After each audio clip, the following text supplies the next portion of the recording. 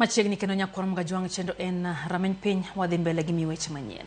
Piny owacho kokale bad migawo mar lupo owang'o nede mag lupo machiko kopuodho manego giromo siling milion 4 ma osemaki e dhoedhe ma kaunti ma Homabay kokale apedha ma osebedo kadhi nyime. Kaka jafwambo marwa ma Homabay Ali Abich leronwa siem mager koro golo jolupo ma pod tiyo gi kiluwa maricho e nam lolwe. Ywak osebedo kadhi nyime e kwan rech madok piny e nam lolwe kaluwore gi wach tiyo kod nede mag lupo machiko kopuodho ka bad migawo mochung' e chenro mag lupo e pacho ka osebedo katimo apedha mar golo oko kiluwa maricho e nam lolwe. Migawono katiyo machini kod migepe mamoko mag piny owacho kuom jumbe mokalo osebedo katimo apedha mar golo oko nede machiko kopuodho e dhoedhe mopogore manitie e kaunti ma Homabay ka nedego ma osemaki manengogi romo milion 4 ne otia mach kaka yor kedo kod kiluwa maricho e nam lolwe. In Homabay where we are today, we did both land and water enforcement, in which a number of illegal fishing gears were confiscated. By illegal, I mean that these are fishing gears that are not allowed by law. And for some reason, it's like fishermen are using them, thereby destroying the resource. So our mandate, which is to conserve, we work very closely with them to ensure that whatever they put in the lake is what is legally allowed so that we conserve the resource. As we know right now, the fisheries resources in Lake Victoria has really gone down. The catches have really gone down. Nede maricho go mag lupo ne owang' bang' ka doho ne osemiyo migawo ma lupo chik mondo gitia mach nede maricho go ka migawo no wacho ni apedha ma kamano biro dhi nyime kama ne gigolo siem ne jolupo mondo obed motang' ni achudhe moko makawo pesa irgi ni nyalo chungo apedha no. We have to go to court to ensure that we get a court order in which it is prescribed how we are going to destroy the impounded gears. So that we did. It will continue. The only thing is that MCS is not a very cheap activity. We are fighting against cartels. My appeal is to the fisher folk to support us in what we are doing.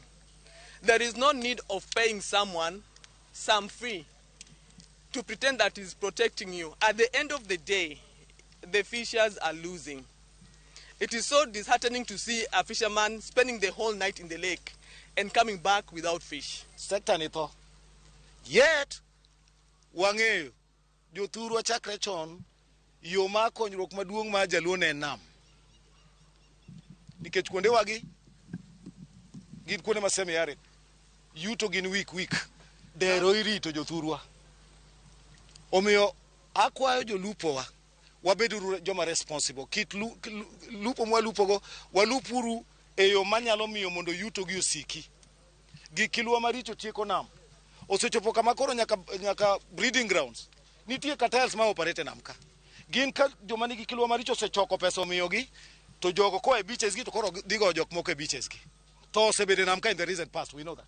Komisona ma Homabay Moses Lelan wacho ni tiyo kod kiluwa maricho e nam lolwe ka ok ochungi to biro tieko rech e nam ka ok onisani koro gitiyo kanyakla gi migepe ma opogore mag piny owacho mar tieko kiluwa maricho e nam lolwe.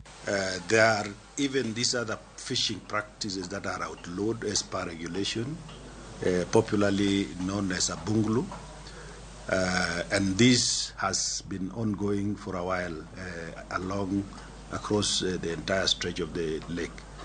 It is important to note that if we allowed these practices to continue in this manner, we run the risk of losing the valuable fish resource in Lake Victoria. So we have started this multi-agency operation. Jolupo matiyo e dhoedhe mopogore e kaunti ma Homabay bende okwa mondo osir lweny mar kedo kod kiluwa maricho e nam lolwe kaka achiel kuom neno ni chenro mag lupo obedo e yo mowinjore. Wane ni nam warito nikech kaendi e oganda wakonyore. Riwore gi sirkal kanyakla achiel mondo waduog teko mar nam mondo nam oduogi.